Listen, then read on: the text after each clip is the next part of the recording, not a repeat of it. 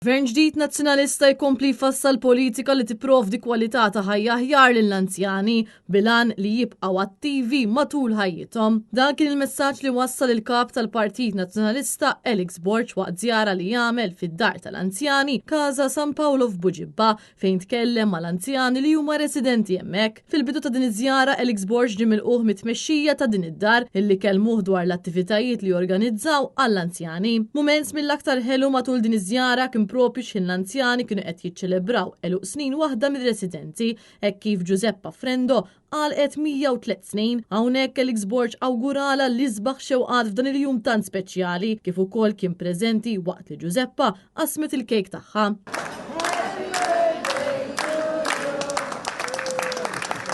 Intant Elix Borg kellem mal-anzjani preżenti fejn saħaq fuq l-importanza li dejjem iżommu attivi u min-naħa tagħhom l-anzjani irrakkuntawlu diversi stejjer mill-passat tagħhom. F'kummenti ma' Net News il-kap tal-Partit Nazzjonalista saħaq fuq l-importanza li titfassal politika li verament indirizza l-ħtiġijiet tal-anzjani bilan li jkollhom kwalità ta' ħajja aħjar. Kellimna mal-management u ma' diversi residenti li qegħdin ġewwa din id-dar fejn rajna ħidma tagħhom ukoll matul il-ġurnata rajna verament iċ-ċertifikat ta' xi tfisser li jkollok anzjanità attiva.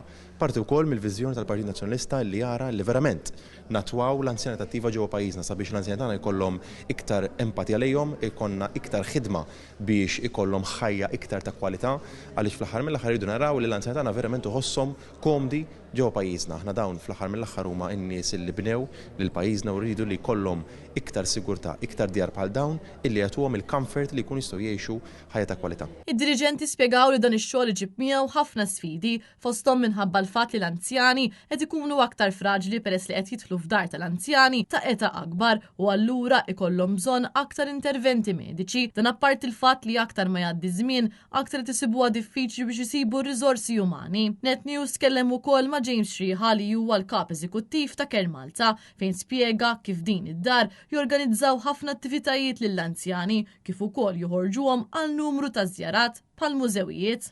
Kienet ġurnata speċjali għal waħda mir-residenti tagħna li għalqet 103.